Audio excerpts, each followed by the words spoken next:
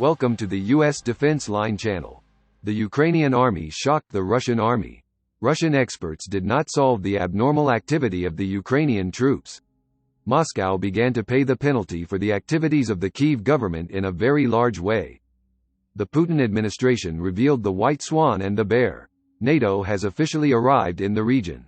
Ukrainian troops have long amassed incredible equipment and troops on the southern front. Russian experts officially announced. Ukrainian troops launched a large-scale offensive in the Kherson region. Ukrainian troops began to show abnormal activity in the Kherson region in the morning. Then the Ukrainian soldiers suddenly launched a massive raid. He attacked in the direction of Berislav. Various local sources confirmed that tens of thousands of Ukrainian soldiers and thousands of tanks were on the move. Shipments have begun from areas currently under the control of Russian troops. Violent clashes ensue as the areas are evacuated. Russian troops in the city of Kherson issued a red alert. At the moment, Russian officials have stated that the city will now be surrounded. Russian officials in the Kherson region also declared the situation in the region critical. What Russia feared happened. HIMARS systems will now be able to hit the Crimea. While these events were taking place, there were also explosions on Russian soil. Putin called his ministers to a meeting because of the increasing problems in all regions. As a result of the meeting, the world was shocked. The recent attacks on Russia's Belgorod territory were the last straw. Local residents of the region declared that infrastructure facilities located on Russian territory were hit. While the Russian air defense systems were trying to stop the attacks, large explosions began to occur over the region. While the energy infrastructures of the cities were hit, the logistics lines used by the Russian army were also hit. Due to the recent attacks and advances of the Ukrainian army, Putin has officially declared martial law. The words of General Surovikin, who was appointed to the head of the Ukrainian war, were also on the agenda. The step-by-step defeat was officially confirmed by the general. Thus, the Russian leader embarked on an unexpected move after his general's statements. Russia, whose missile and weapon stocks were melting, found its solution from Iran. The Tehran administration officially confirmed the shipments. He said that they gave 1750 unmanned aerial vehicles in the first order, and now they will give ballistic missiles. Two unnamed officials and a diplomat said they had agreed to send a swarm of surface-to-surface missiles and drones to Russia, with the first delivery made a few weeks ago. After this move, negotiations began between Israeli and Ukrainian officials. Ukrainian defense met with its Israeli counterpart. The most wanted Iron Dome system in Ukraine is expected to come to Ukraine.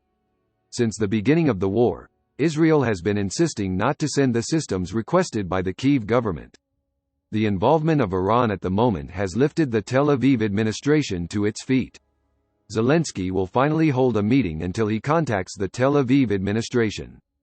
The defense ministers of Ukraine and Israel will meet in days.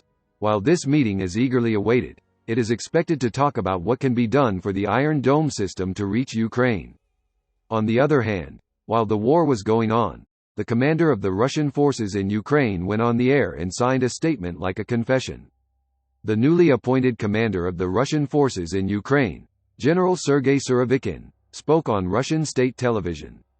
Surovikin said the situation in the southern city of Kherson was difficult, and residents had to be evacuated.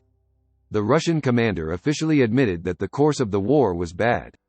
He added that Ukrainian troops using Russian General HIMARS rockets hit the city's infrastructure and residences. Kherson was officially besieged. This is why Putin declared a state of emergency. According to local sources, the Russian army is expected to deport 60,000 people from the region in the next 6 days during martial law. Minutes after the confirmation of this information, it was announced that the evacuations in the area began. Ukraine's leader, Zelensky Kherson, had previously stated that HIMARS rockets would play a key role in the course of the war. After these statements by Zelensky, HIMARS systems were described as the key to victory. At the moment, the Ukrainian army is bombarding the positions of all Russian soldiers as if it were raining. Tens of thousands of Ukrainian soldiers and thousands of tanks are advancing towards Kherson. With the start of the evacuations in the city of Kherson, movements towards the east of the Dnieper River started from the region. The Russian official of the region announced that the Russian soldiers in the city started to make preparations for residential area clashes. The Russians are officially preparing to defend the city. With this information, it became clear once again that the Russian army's attacks were over and it was now completely on the defensive.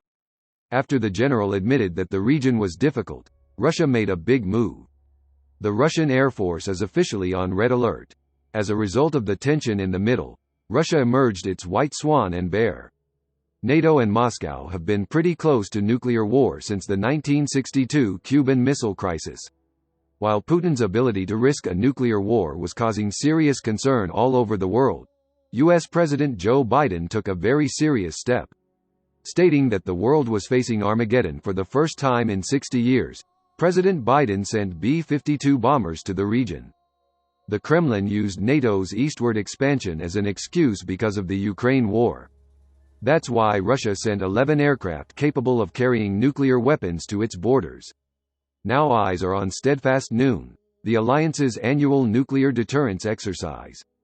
60 aircraft participated in the exercise, which started in the shadow of the Ukraine war.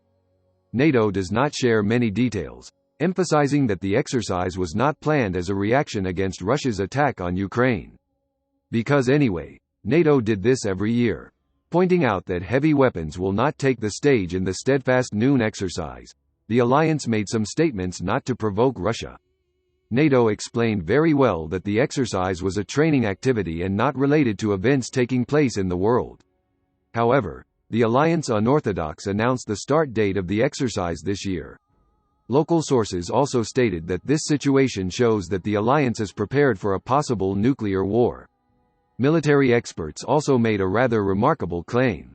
Experts say that in the exercise, which is held in October every year, this year the U.S. nuclear weapons will be removed from their underground warehouses and transported to warplanes and their installation will be focused on.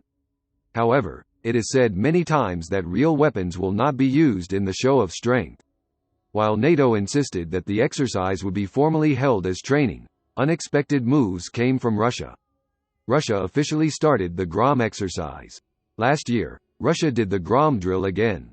In fact, with the end of this exercise, Russia declared war on Ukraine. It is thought that Russia took a critical step after the Grom exercise. Russia, which started such an important exercise, drew more attention to it. Russian warplanes carrying nuclear warheads will take off and missiles will be fired from submarines. Russia also re-engineered the Belarusian Su-25 aircraft to be capable of carrying nuclear weapons. Western intelligence services began to follow the movements of Russia's nuclear weapons step by step. The Pentagon official criticized Moscow, which has made nuclear weapons statements, for such an exercise this time. Stating that this situation is irresponsible, the official said that they could not understand what Russia was doing. Russia's nuclear-capable strategic bombers arrived at the Finnish border. Satellite images taken on the 12th of August showed no strategic bombers at Olenya Air Base. On August 21, however, 4 of Moscow's long-range Tu-160 bomber jets arrived at Olenya. In October, the number of strategic bombers capable of carrying nuclear warheads increased to 11. 7 of the aircraft are Tu-160 and 4 are Tu-95, deployed at Olenya Air Base, located close to the North Pole. Its high activity at the far northwestern tip of Russia is an unusual deployment. Because bombers had never been to these places before. Usually, these warplanes were stationed at Engels Air Base, about 725 kilometers southeast of Moscow, the capital of Russia. Now, strategic nuclear bomber jets are only 185 kilometers from NATO member Norway. The distance to Finland, a future NATO member, is known as a shorter 152 kilometers. The NATO code name of the Tu-160, known as the White Swan, is Blackjack. It is known that this aircraft is very fast and thanks to its range, it can easily reach the city of Los Angeles, which is located in the westernmost part of the USA. Known as the Bear, the Tu-95 is the only strategic bomber jet flying with propeller power today. Because of this situation, a nuclear rush started. We'll see what happens in the coming days. We have come to the end of another video. You can support us by liking the video. By subscribing, you can easily follow new videos. I wish you all happy days. See you.